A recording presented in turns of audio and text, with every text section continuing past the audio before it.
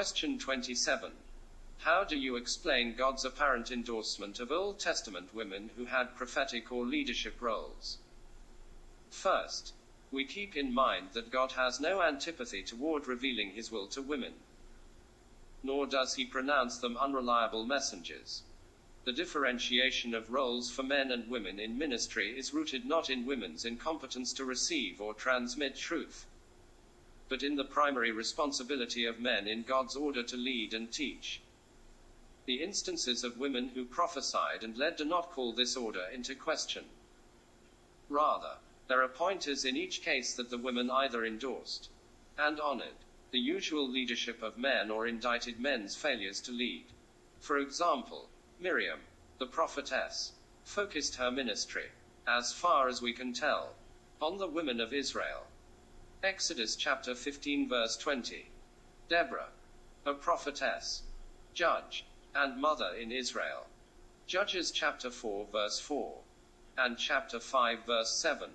As with Jael, Judges chapter 5 verses 24 to 27, was a living indictment of the weakness of Barak and other men in Israel, who should have been more courageous leaders.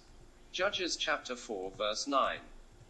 The period of the Judges is an especially precarious foundation for building a vision of God's ideal for leadership.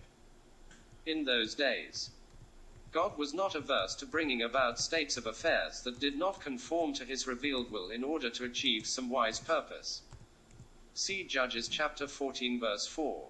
Similarly, Huldah evidently exercised her prophetic gift not in a public preaching ministry but by means of private consultation.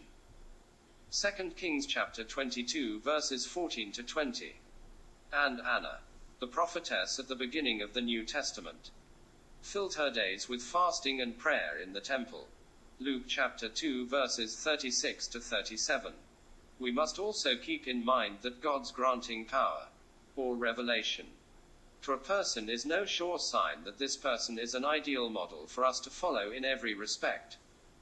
This is evident, for example, from the fact that some of those whom God blessed in the Old Testament were polygamists, such as Abraham and David. Not even the gift of prophecy is proof of a person's obedience and endorsement by God. As strange as this sounds, 1 Samuel chapter 19 verses 23 to 24, Matthew chapter 7 verse 22, and 1 Corinthians chapter 13 verse 2, show that this is so.